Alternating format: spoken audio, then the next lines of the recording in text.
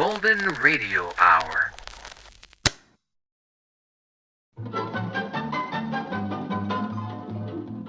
This is Nightline, your tie line to the world, and this is Walter O'Keefe. Tonight, a visit to worlds strangely different from ours, the world of the future, the world of X-1.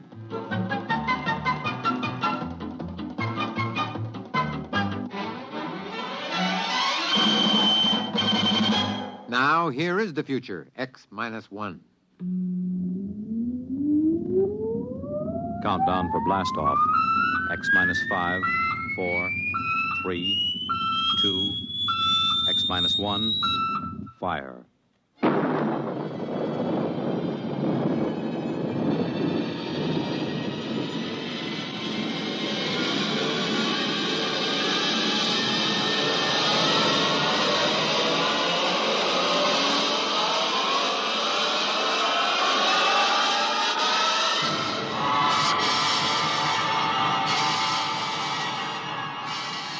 From the far horizons of the unknown come tales of new dimensions in time and space. These are stories of the future, adventures in which you'll live in a million, could be years, on 1,000 maybe worlds. The National Broadcasting Company, in cooperation with Galaxy Science Fiction Magazine, presents X minus one.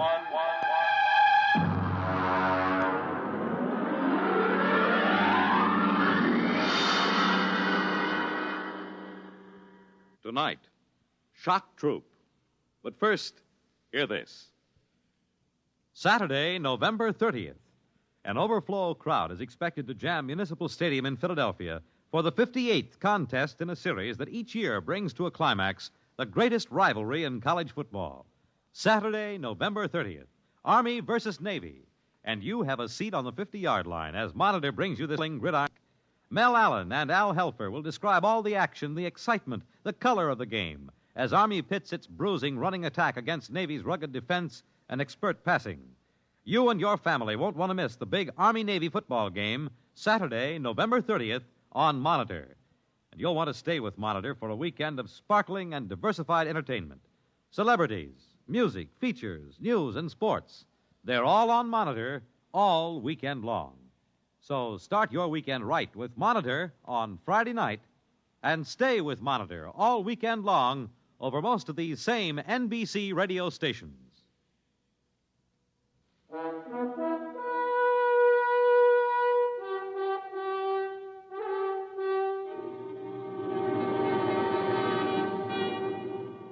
And now, X-1 and tonight's story, Shock Troop.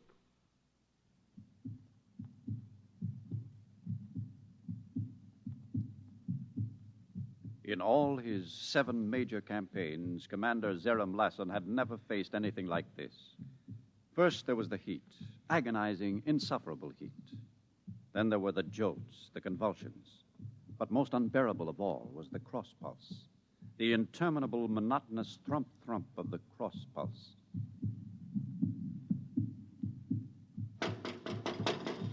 Come in. Hello, Perrock. Close the bulkhead. This heat's driving me mad. Zarium, I think we ought to abandon this project. Abandon? As chief psychotechnician, I recommend it. Oh? On what do you base this? This macroorganism is unlike anything we've ever tried to colonize before. It's much too complicated. Complicated?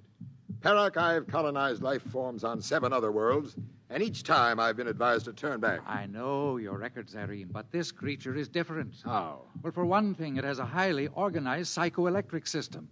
The shock waves are fantastic. I've already lost 3 technicians. These are shock troops. They know the risk. And for another Perrock, thing... you're a fine scientist, but you're no leader of troops. This creature we've invaded will be subdued and brought under positive permanent control. We will achieve thermobiological conditioning to reduce the heat. We will achieve damping to muffle the crossbeat. And we will establish neuromuscular controls. And we will do all these things because I say we will. Now, come along. We'll inspect the tunnels. Ready? Yes. I'll open the bulkhead.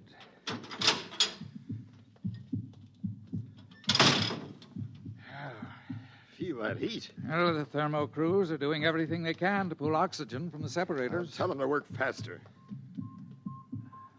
What's the status of the control panel? I'll see. Mandor. Sir? What's the status of the control panel? We've tapped into motor fibers 1 through 46, Chief. We'll be ready for the central selector hookup very soon. What about optical auditory intercept? We're still trying to tap into the subject's visual system, Commander. The screens are set up, but we haven't been able to run a line from the main circuit. Why not? The charge in the main trunks is too potent, sir. Our instruments won't take the surges of current. Then install transformers or resistances. Now get it down. But, sir, 2 crews working in this heat with that noise. I don't care about the heat or the noise. It is absolutely essential that we hook up visual intercept. I want you to... Convulsions. Hit the stanchions! Hang on!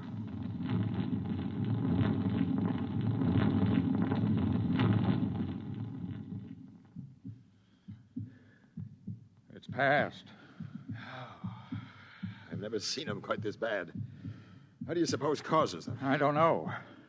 I suspect they're reflex actions. Sir, What? do you suppose this creature knows we're inside it?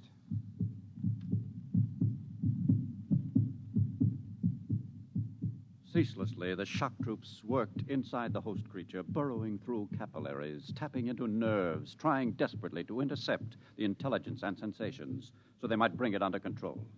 Oxygen was pulled from the separators to cool the tunnels where Commander Lassen's troops worked. Yes? Sir, we phased the interior to feedback. We're ready to try for an image on the visual screens. Excellent. What about vocal auditory? Completely phased. We haven't broken the speech code yet, but all sounds are clearly audible. Blast that crossbeat. Can't the crews do something to muffle it? We're trying. We don't dare go into the main arteries, not yet at least. Can't they calcify? They're trying, Zareen. We've got calcification crews working like demons trying to harden the central blood vessels. Very well. Lieutenant, is the screen ready? Yes, sir. Does the commander wish to monitor himself? Yes. These are standard controls, I assume? Yes, sir.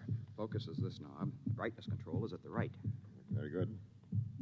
Now, switch on, and we'll see if we can see what this creature sees. A little more focus. Something's coming through. It isn't a clear enough image. Bring up the contrast. There. Well, It appears that our host is in an enclosed space of some sort. From the orderly flow of articles across the screen, I would say it was moving aimlessly. As an item for resting on, it appears. In the background, a blurred pattern of light and dark stripes. Now, let's hear the auditory reception. May as well get the decoding section working on it. I'll switch it on, sir. The creature doesn't seem to be vocalizing.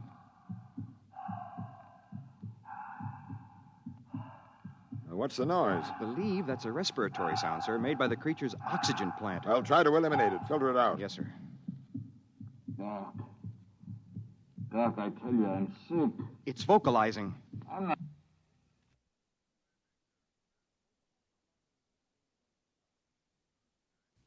Not trying to pull anything, Doc.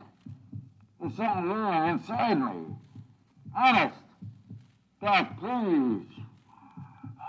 Try to break down the pattern. I want to know what the creature is communicating. Yes, sir. Well, Perrock, do you still think we should turn back? we've tapped into the creature's communication system, Zarim. I think controlling it is going to be another matter.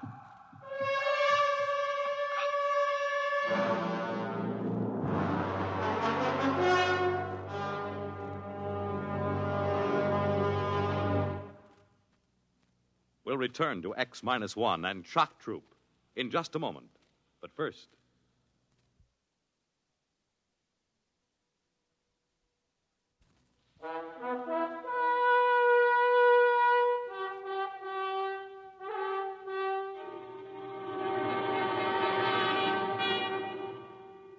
Now back to X-1 and Shock Troop.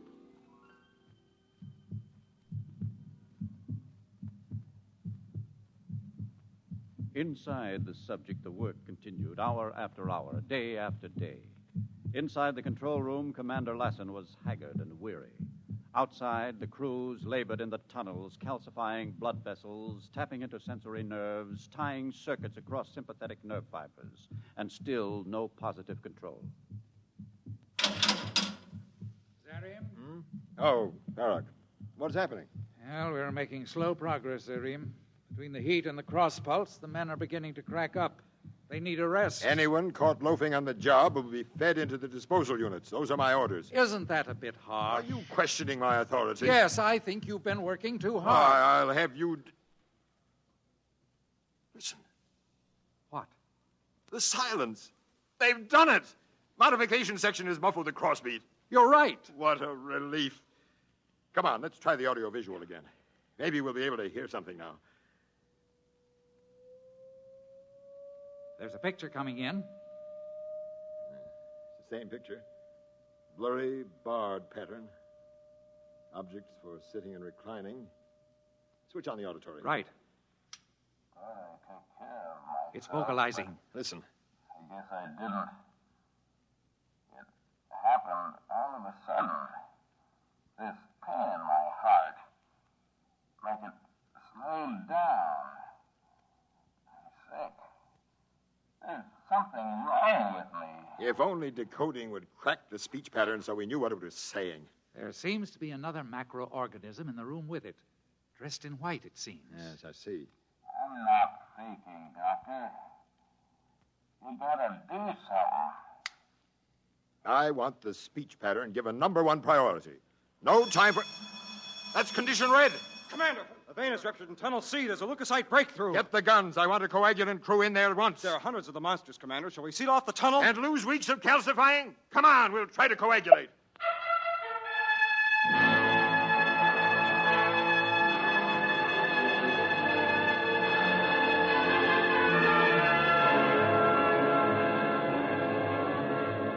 The commander joined the rush of frenzied emergency troops rushing into the corridor. Ahead, crews were lugging hand sterilizers and broad-spectrum coagulators. Inside the tunnel, the scene was bedlam. There was a break in the wall, hemorrhaging profusely. Crewmen waded knee-deep in the nauseous sea of thrombin. Red corpuscles knocked them off balance. Every so often, a sickening gray leukocyte would rear up and embrace a crewman in a grip of acid death.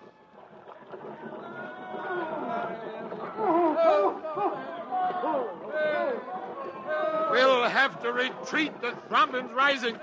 Lieutenant, give the order to fall back and seal off the tunnel. Yes, sir. Fall back! Seal the tube! Fall back!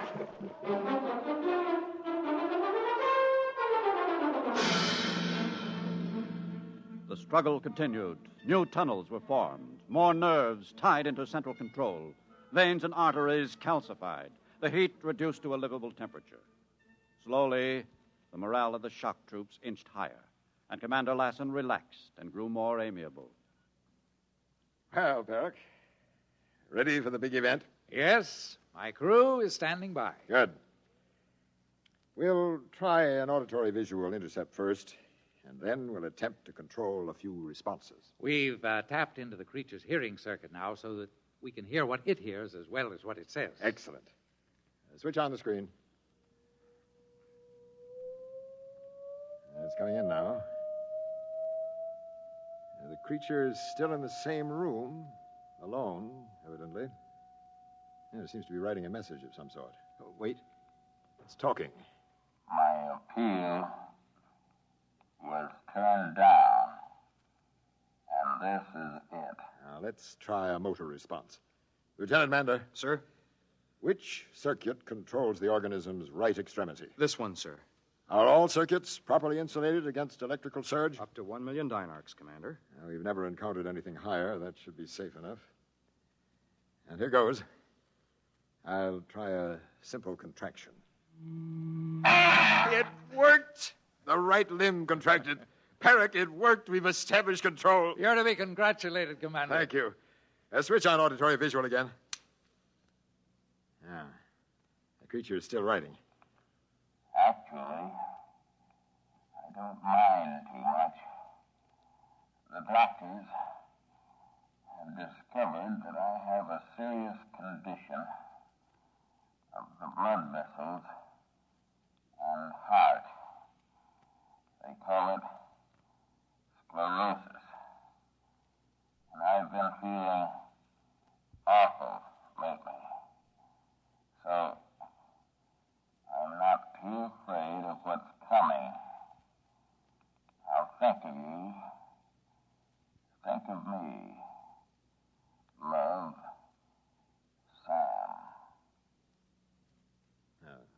message is concluded. Let's try another motor response. I'm going to manipulate the creature's legs now to make it locomote toward the barred pattern. Ready? Ready, sir. It's moving! Excellent, excellent. Herrick, have the crews clean up the remaining circuits. Make absolutely certain that the electrical hazard is reduced to a minimum. I can't afford to lose any more troops. Now, what about the speech code? Decoding thinks they may break at any moment now. I'll keep them working. Give the troops extra rations and pay and commend them for a good job. If all goes well, we'll send for colonists within a week.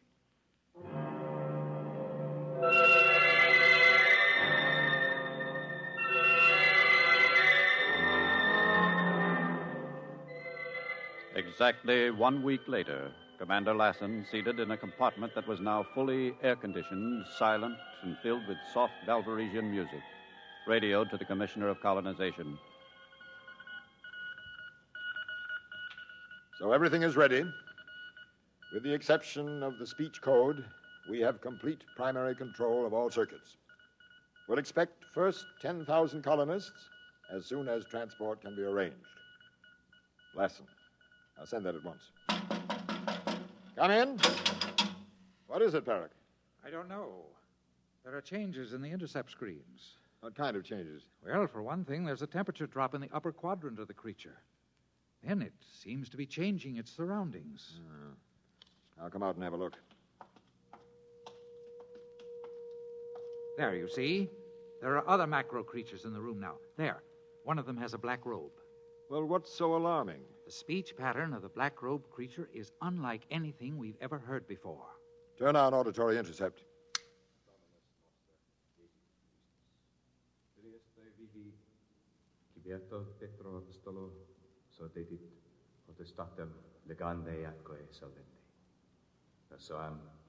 Strange. Look at the temperature drop up there. Let me try touching the creature's cranial region.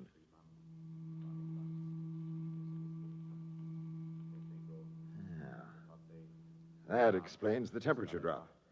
The mat of thread-like growth has been entirely removed. Look, the black-robed one has moved away. Now another creature approaches. Our host entity is being seated.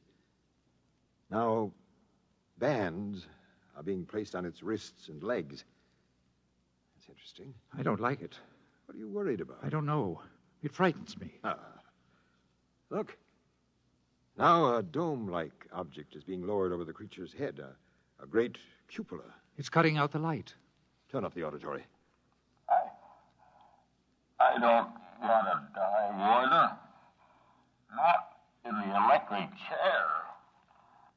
I wish we knew the speech code. Well, another few days and we'll have it broken. Then, total victory will be ours. Total victory.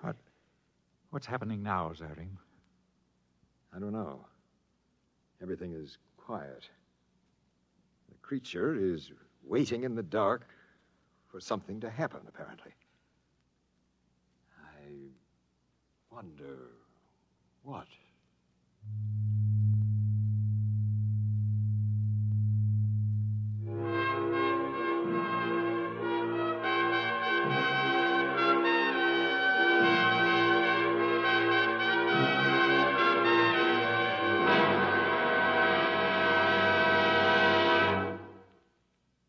Fred Collins again. I'll have a word about our cast on X-1 in a moment.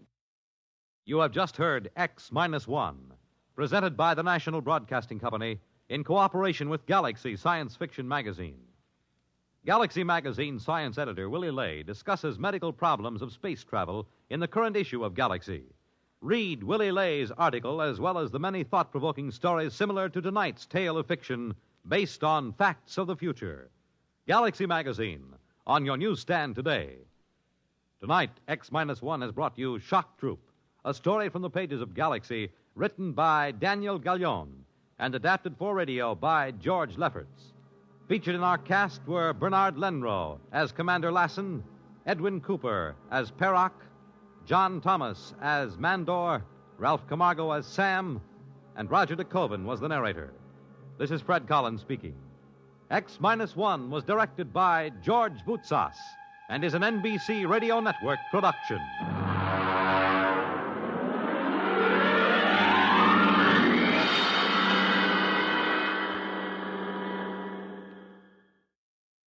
Walter O'Keefe is your guide to new worlds of nighttime entertainment on Nightline, tonight over most of these NBC radio stations.